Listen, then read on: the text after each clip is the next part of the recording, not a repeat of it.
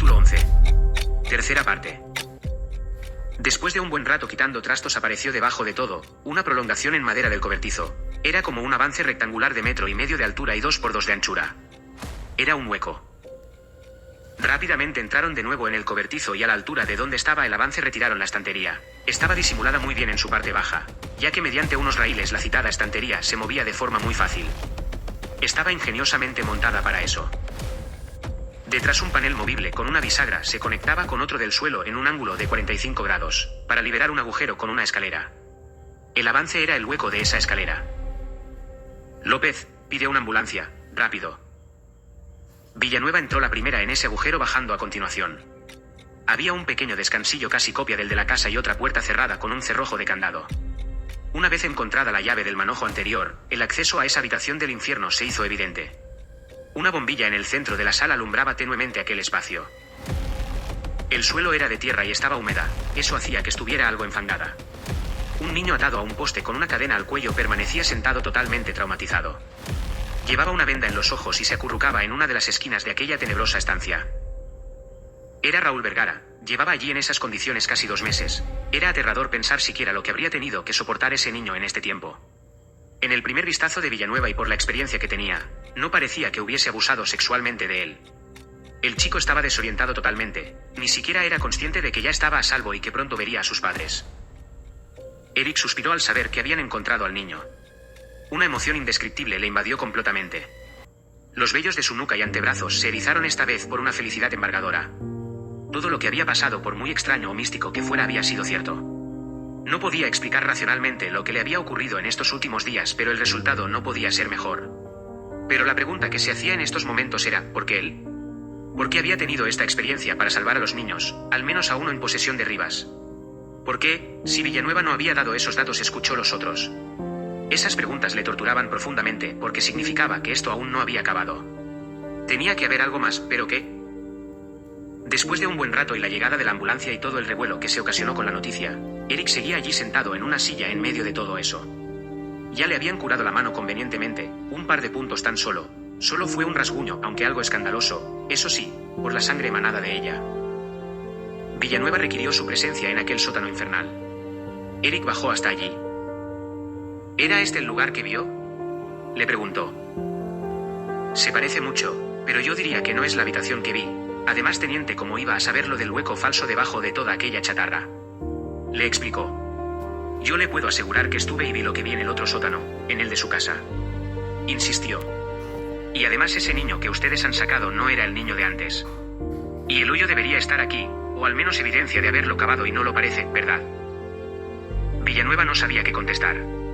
Raúl Vergara iba ataviado con una camiseta blanca que le quedaba algo grande, y una especie de bañador o pantalón corto también varias tallas por encima. Eric interrumpió el pensamiento de Clara Villanueva. Hágame caso, tienen que cavar un agujero en el otro sótano. Estoy seguro que encontrará al niño enterrado allí. Mire, hizo una pausa, tragó saliva un instante para decir a continuación. Esto le puede parecer de locos y sin sentido, pero cuando entré en esa habitación vi algo parecido a esto. Sin embargo, también tengo el vago recuerdo de haber visto aquella despensa. Es como si hubiese entrado en el mismo espacio, pero en 2 tiempos diferentes. Me explico mejor. Los científicos que estudian el universo tienen una teoría en la cual pasado, presente y futuro ocurren al mismo tiempo. Teniendo en cuenta esto, y aunque no se pueda explicar de una manera racional, lo que creo es que de alguna forma he accedido a ese momento del pasado donde Rivas tenía a estos 2 niños. Sé que suena de locura, pero solo cavando en el lugar exacto que les diga podremos saber si estoy en lo cierto o no. Finalizó Eric este argumento desconcertante. Villanueva hubiera tachado esta explicación de absurda en cualquier otro momento de su vida, pero algo extraño pasaba en todo esto y no tuvo dudas. Subieron al terreno y a los que se congregaban allí de las fuerzas de seguridad del Estado les llamó a la atención, para decir algo importante. Vamos a ver, señores. Vamos a cavar un agujero en el sótano de la casa. Tengo razones para creer que encontraremos pruebas, otras víctimas de Salvador Rivas del pasado y que están sin resolver. Sé cómo suena esto que os digo, pero asumo toda la responsabilidad. A trabajar. Finalizó. Pasaron horas hasta ver algún resultado. Villanueva permanecía descansado en el terreno frente a la casa. Eric estaba a escasos metros de ella, impaciente por saber si en ese agujero encontrarían algo que explicara su experiencia de estos días. Uno de los operarios encargado de la excavación llamó a la atención de la teniente. Hemos encontrado algo. Rápidamente todos fueron al lugar donde se realizaba el boquete. Estaban sacando huesos humanos, al menos de 2 personas de corta edad. De 2 niños. A Villanueva le produjo un impacto aún mayor, ya que si estaba Eric en lo cierto y esto hubiera sido una reminiscencia del pasado, significaba que uno de esos niños posiblemente fuera Luis. Las náuseas se apoderaron de ella en ese terrible momento. Nunca supo lo que le pasó, si estaba vivo o muerto, y eso era lo peor de todo, ya que jamás pudo cerrar esa herida completamente. Si el ADN de esos huesos confirmaban la noticia, al menos podría darle sepultura y podría intentar cerrar definitivamente esa dolorosa herida. La persona que estaba encargada de la excavación dijo otra cosa en ese mismo instante. Aquí hay algo más. Todos aguantaron la respiración. Era ropa enterrada junto a los cadáveres. Cuando empezaron a sacarla, un vuelco en el corazón de Clara Villanueva hizo que se desestabilizara hasta casi caerse al suelo en redondo. La camiseta celeste con aristas azul marino en mangas y cuello, estampada con el dibujo del pájaro loco, apareció entre aquella ropa. Ahora, a falta del ADN, estaba segura de que esos huesos eran de Luis. Rápidamente subió la escalera, quería dirigirse hacia el lugar de la casa donde tenían esposado a Salvador Rivas. Carrasco la vio llegar presa de la ira e inmediatamente la interceptó antes de que llegase a ese hombre. «Hijo de la gran puta. Mataste a nuestro hijo», gritó mientras un llanto descontrolado se había apoderado de ella completamente. Rivas ni siquiera la miró. «Teniente, entrégueme el arma», dijo Carrasco por miedo a que la desenfundase y vaciara el cargador sobre él. En un momento como ese, ¿quién sabe de lo que somos capaces?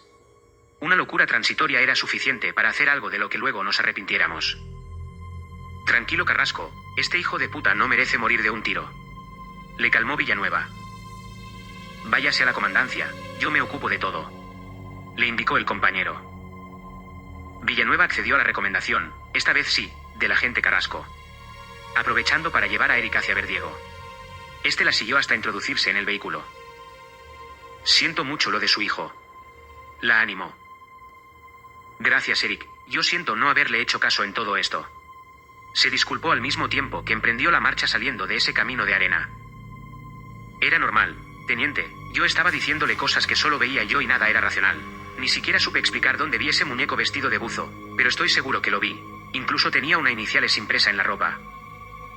Villanueva dio un frenazo tan brusco, que hizo que el muchacho, que aún no se había abrochado el cinturón, saliera disparado hacia la ventana dándose un buen golpe.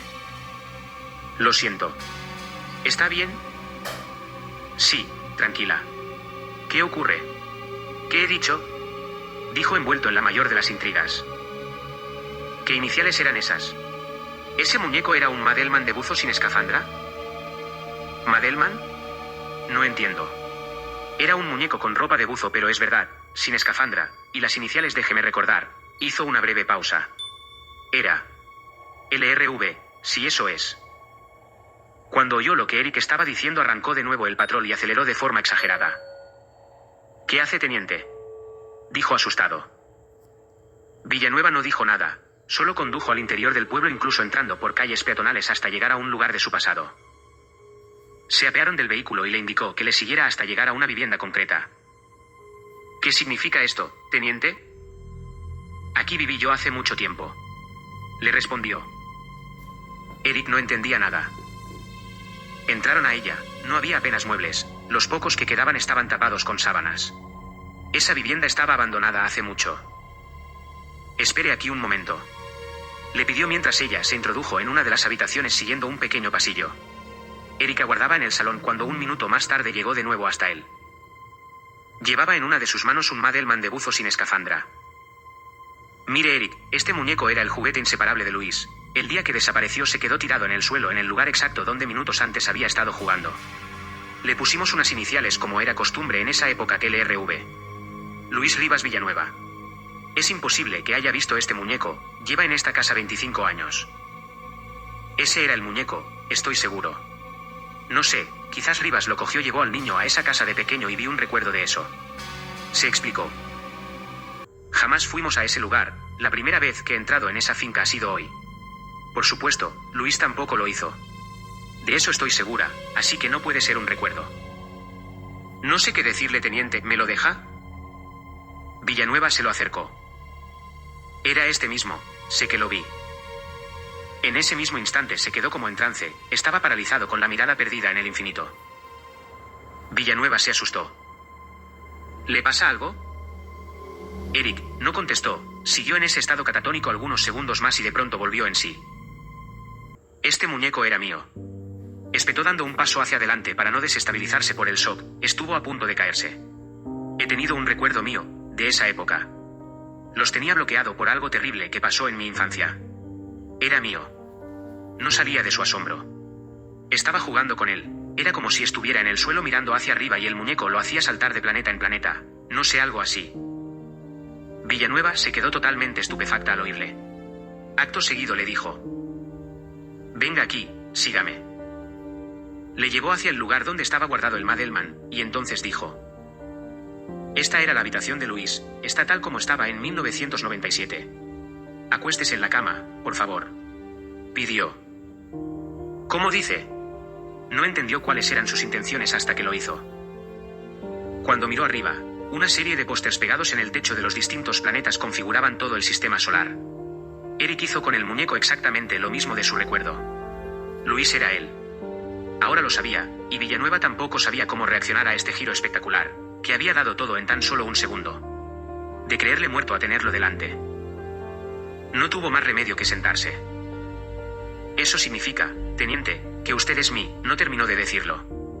Villanueva lo abrazó fuertemente aunque no dijo nada más, Eric tampoco lo hizo, simplemente se abrazaron.